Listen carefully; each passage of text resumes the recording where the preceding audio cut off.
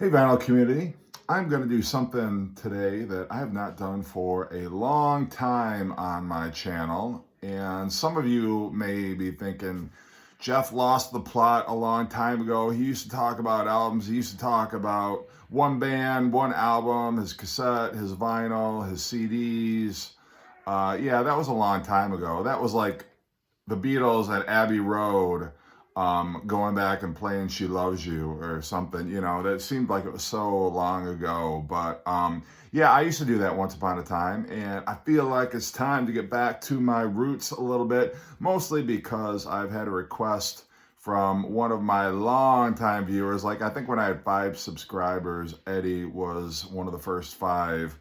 And he recently has been asking me to show my Rolling Stones Exile on Main Street collection. And always a people pleaser, I am happy to oblige. I love the Rolling Stones, as you know. And I love this album too. I think the last, I know the last Rolling Stones album that I did any kind of coverage on was Sticky Fingers. But I am happy to talk about this one, Exile on Main Street. It is one of the Rolling Stones' best albums. I would submit to you it was their last great album. And the Rolling Stones, for whatever reason, this was the last time the Rolling Stones just kind of let it all hang out. No filters. They just sound like they are having a great time. They've never rocked this hard again. There's just some bluesy ballsiness to this music that they seem to have lost. Like the next album, Goat's Head Soup, not that it's a bad album, but it's just, like, I don't know. It's not,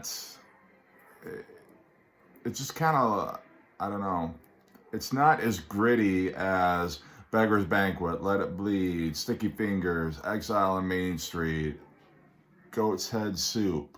Yeah, it's not part of that same conversation. Again, it's not a bad album, but it just feels like after that, this point, Rolling Stone started to, for whatever reason, think, well, it's not good enough to be one of the hardest rocking bands of all time. We got to start getting a little bit into reggae. We got to get a little bit into disco. We got to get a little bit into new wave. We got to get a little bit into Caribbean rhythms. We got to, all this like stuff.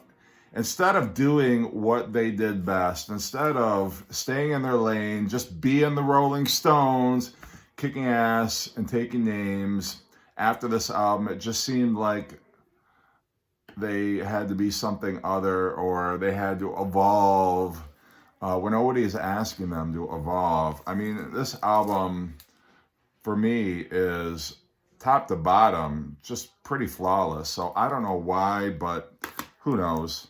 I mean, bands do this, but this will probably be the last Rolling Stones album that I cover in any kind of depth. So don't ask anymore. No, you can ask, but I'm just saying I might not do it. So anyway, this is my vinyl copy of Exile on Main Street. This is a 180 gram reissue. Just haven't found a original copy in decent shape. Otherwise, I would pick it up. But for for now, this is going to suffice. And what the hell? I'll take it out of the plastic. Why not? Just to give it a look-see here. So you kind of got this gatefold here and a lot to look at. I love the collage that's here. You got kind of the film strip sequence there with Mick Jagger that, I think is pretty cool. I don't know who did the art design on this album, but it is very cool.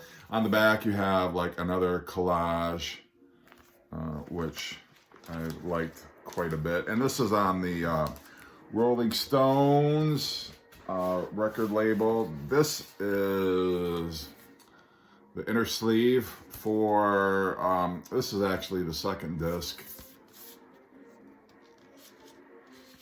And what do it look like? What do it look like? Well, it should be familiar to anybody who is a fan of the Rolling Stones. The classic Rolling Stones label. I'm not going to show the other one because the album looks exactly the same. I will show you the inner sleeve though.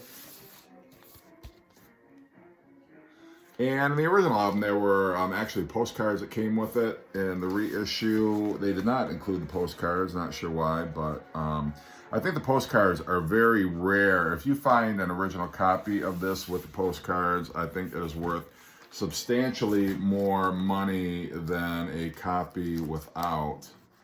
But still, you don't play the postcards, you play the record, so that should be what's most important. But anyway, love this. This was really the Rolling Stones' White Album, several years late, but it's a double album and not a minute of wasted space on here.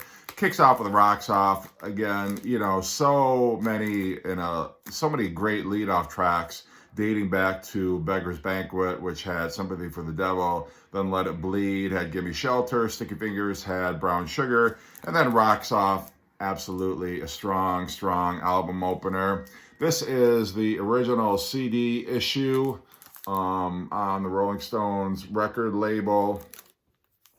Got the tracks very easy to read on here, easy to follow track by track. This is the 1994, I think this is the Virgin Records reissue. Songs, not so easy to read a little bit, but not sure this was in the best taste, including this image, blowing it up for the back cover, but whatever. They doubled down on it for the deluxe 2-disc edition, which has got some outtakes. They took some backing tracks, and Mick Jagger did some vocals over some songs that he didn't get around to recording vocals for originally, but yeah, great package. So Rocks Off, then Rip This Joint, which is just a barn-burning rocker, kind of like reminiscent of like the late 50s, kind of groove to it. Shake Your Hips is a slow, bluesy track. Casino Boogie is in fact a boogie. Tumbling Dice, one of the Rolling Stones' most classic songs. Sweet Virginia, like every track is different from the next one, but they all are so convincing. Rolling Stones just flexing their muscles, song after song here. Torn and Frayed, a great track. Sweet Black Angels, almost got kind of a folky gospel flavor to it. Loving Cup is great. Happy, great Keith Richards vocal. Love that guitar style that he's got. Just kind of, you can almost dance to that track. That's how cool it is. Turd on the Run is a fantastic track. I Just Want to See His Face is another gospel tinged track. Let It Loose, All Down the Line, another classic, just ballsy, gritty Rolling Stones rocker. Shine a Light, again, another gospel. So many like gospel flavor tracks on here from a band that gave us their Satanic Majesty's Request and Sympathy for the Devil, but you know, that was definitely in their wheelhouse. And then Soul Survivor, great way to close out this album. End of an era, absolutely. They would only do one more album with Jimmy Miller, but this was the Stones at their best. I mean, I can't name another band that had so many consecutive stellar records, you know, Beggar's Banquet, Let It Bleed, Sticky Fingers, and then top it off with the double album Exile on Main Street. Just fantastic. So yeah, I love this. I wish I had it on cassette, but I do not. So I'm gonna have to get that one of these days. But yeah, I would say, you know, ranking the Rolling Stones album. I know I did a Rolling Stones ranking video a little while ago, and I don't remember in what order that I ranked them, but I would say this has got to be number 2. Top of my head, Sticky Fingers in there, but Let It Bleed's always been my favorite, but this one definitely is in the conversation. So anyway, love it. Rolling Stones, would love to play some, but I don't want to get this video taken down. And I don't want to get a strike against me, but absolutely check it out. If you're a Stones fan, even if you're not Stones inclined, this is one of the best albums of the 1970s. Prove me wrong. All right, hope you're all doing great. Take care.